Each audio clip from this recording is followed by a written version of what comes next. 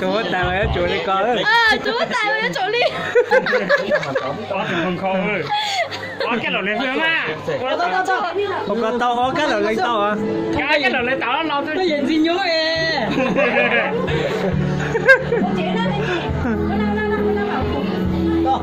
Cái tay mới là sao? Chỉ đôi chứ hả? Ta thao thao gì rồi đấy. Bé là pro mẫu nó đúng hay không? Vậy thì làm pro mẫu nó đúng rồi. Làm chỗ này là cái chuyện. Chính là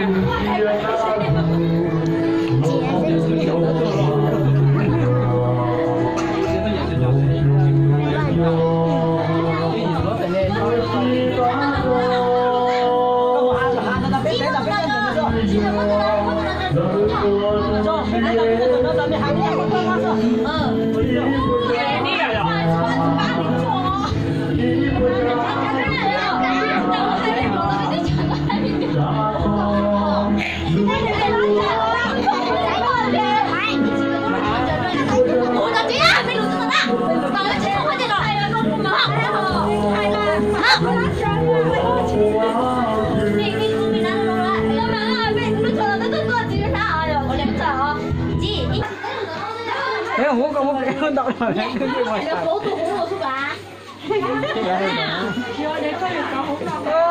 Bạch giả cũng chú ở xe đi. Có giờ tôiอยู่ยากbây giờ. Bây giờ nó tao trò. Giờ tôi trò bây giờ. Có tôiอยู่ยากbây giờ. Cho cú họ điều, cú ấy tụt chăn rồi theo, ấy tụt trò theo. Ở đây. Sao bỏ cũng ấy trò hở à? Ok. Thì cho bỏ cửa. Có một lúc rồi. Không có rồi. Đó. Bây tụi mông bột tán à?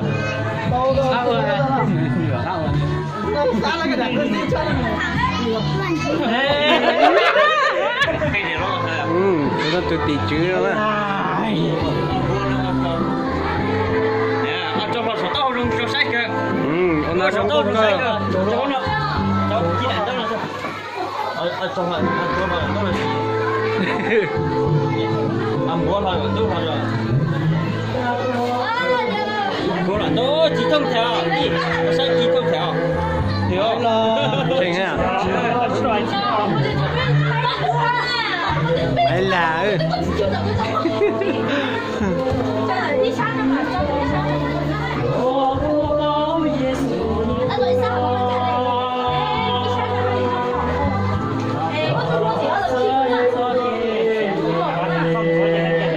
mà nào coaching cho mình nhỏ đó. Đấy, ô tô dùng này nè. Để cũng mà cho nên một sai. Ở tụi sư hùa kể cho nó nè. Đã gặp một cái nhà xe nhà tay. Anh tin nhung luôn rồi. Bây giờ khi mà tôi chỉ chính đó. Nó cho biết tao ôm máy liền nè. Tin nhung luôn nữa. Đi mưa đi hay đi. Đã tổ nó ít tiền là ôm một mình cho với sai nè. Cũng lại này. Mà nó mày lọt rồi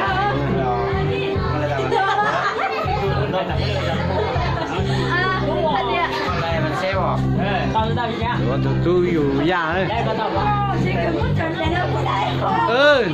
ก็tao tụi tôiอยู่ยากก็phải chú xếp theo Xếp cơ. lên đây là cái này là Ôi rong xếp đây chỉ tao tôi chưa biết ra.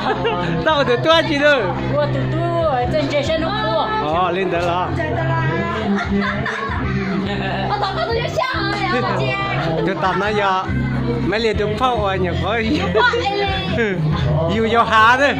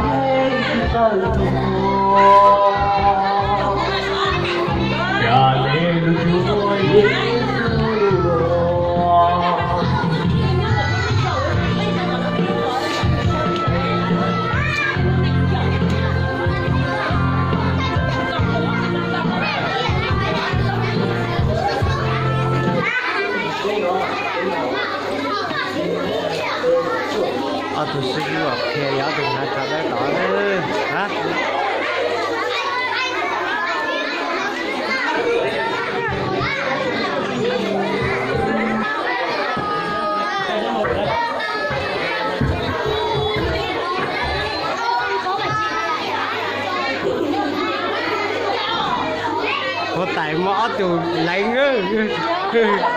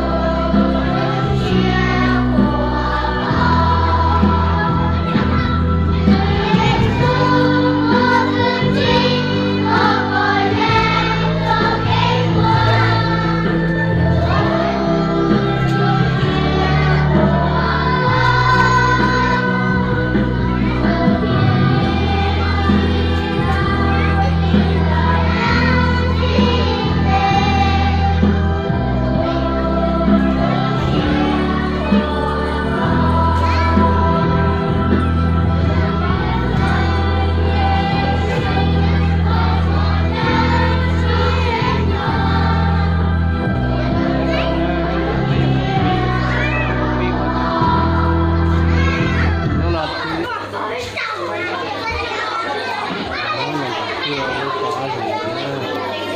để không bỏ lỡ những video hấp dẫn.